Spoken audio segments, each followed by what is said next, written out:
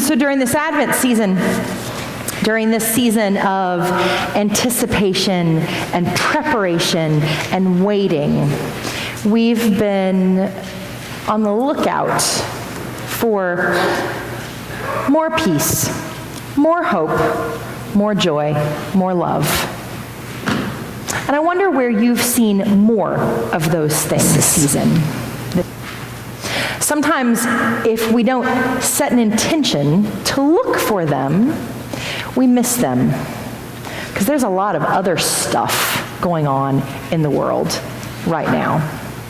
Of course, the story that we celebrate this night reminds us that that stuff has always been going on in the world, because God decided to show up as a poor brown baby who became a refugee, who fled violence to shine more light on the shadows.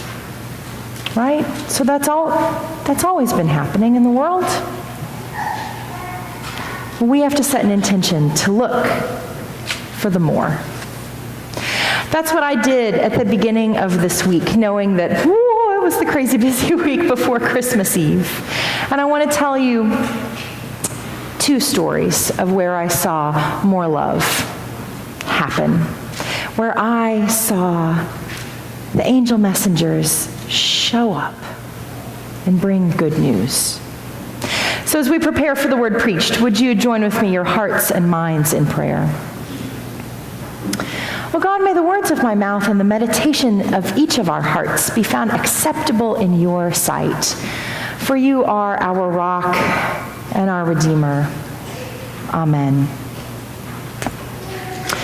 So you all know that back in October we opened this weekly free meal, a restaurant-style free feeding program called Jubilee Cafe. It happens every Monday night in our fellowship hall.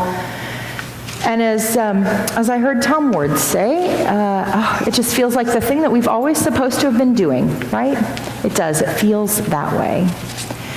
And in short order, we've figured out that actually the number of people that we thought we would feed every week, which is 40, is more than that, because we have like an average of 53 people show up every week.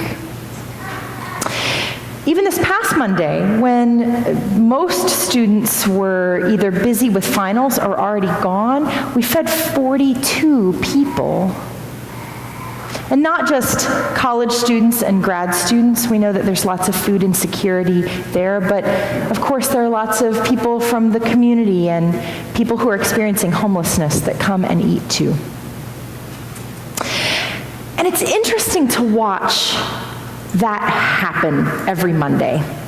There are regulars. There are people who always come in with their friends, and they have their table where they sit at. You know, you've got your table that you sit at whenever you go out to eat. And we all have our favorite servers in restaurants. I know I do. Like Dennis Jameson. He's a favorite server for this whole group of college women who come in. They pull up extra chairs so that they can sit at Dennis's table. The week he wasn't there, they were like, "Where is Dennis?" They were like, "I don't know if we can eat because he's not here," right? There's something that's happening in that space when these relationships are being formed between the people who are being served and the people who are serving. And sometimes, excuse me, and sometimes it's hard to tell which is which. So for weeks on end, I've watched people come in and sit down, and there hasn't been a lot of interaction between community folks and the university crowd. And then about 4 weeks ago, this group of older adults who live in the community were seated at a table, and 2 grad students and one of their spouses came in, and they sat with these older folks from the community.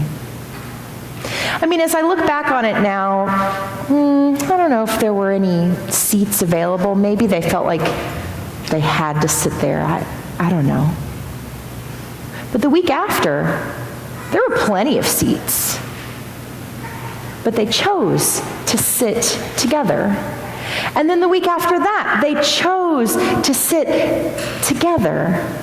And then this past Monday, when the older folks from the community had come in and were seated and I went to greet them, one of the women looked at me and she said, I have something for you. And she picked up this stack of notebook papers. She licked her finger and she went through the papers like this. And she pulled out one and then she pulled out another. And I saw that there were Christmas seals that she'd pasted on each of the pieces of paper. And she picked them up and she handed them to me and she said, "Merry Christmas, Pastor Leah, this is for you." She'd handwritten out recipes undoubtedly that she's been making her whole life. "Merry Christmas, this is for you." And then she said, "And these?" And then she pointed to a Ziploc bag, and in it there was a Christmas paper plate, and on it there were Buckeye candies. And she said, "I made these for those college kids who sit with me." I don't know who the shepherds are and who the angels are, but there's something that happens. More love grows when suddenly we build relationships across lines of difference. The shepherds in ancient times, they were the night shift workers. They did an unclean job. They were folks that didn't interact much with the rest of the ancient world. But suddenly the angels show up and talk to them. And they say, "We've got good news for everyone.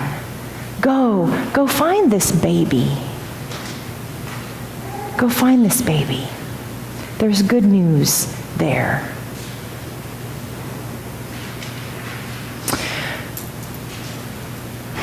Dear Dee Shumway has been making her journey towards God for a long time. And on Thursday evening, she passed away. Peg and Roger Wade were there, and I went to be there as well. And her son, Stanley, has been here. He's gone home now, but when he got the call that his mother was dying, he came right away. And he's been here ever since, keeping vigil by her bedside. So last Sunday, when I got the call that I needed to go, and go quickly, I sent my kids off to be with their dad and went over to where she lives. Walked in, and again, there were the people gathered around her bed, keeping vigil, Peg and Roger and her son Stanley, and a hospice nurse and a home health care worker. The usual suspects came in. And there was her cat, Maggie. Maggie never, ever, ever leaves Dee's side. But Maggie was closer now than normal. She was curled up at her feet. And we knew that at some point the carol singers would be coming by. Many of you were part of that group.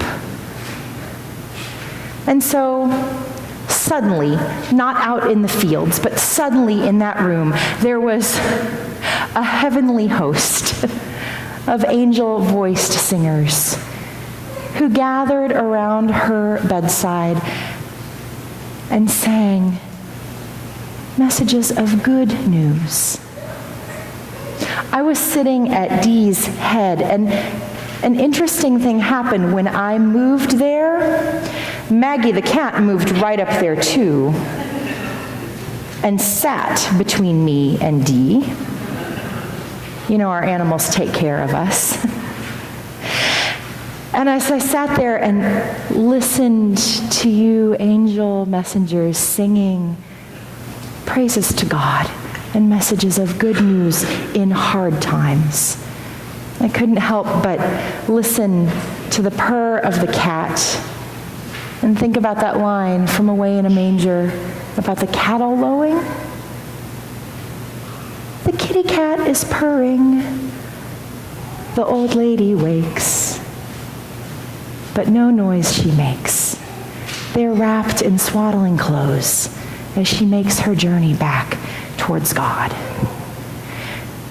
The way we enter this life and the way we leave this life so often is the same. Wrapped and enveloped in love and in light. I don't know who the shepherds were and who were the angel messengers, because just as surely as you all who were singing brought good news,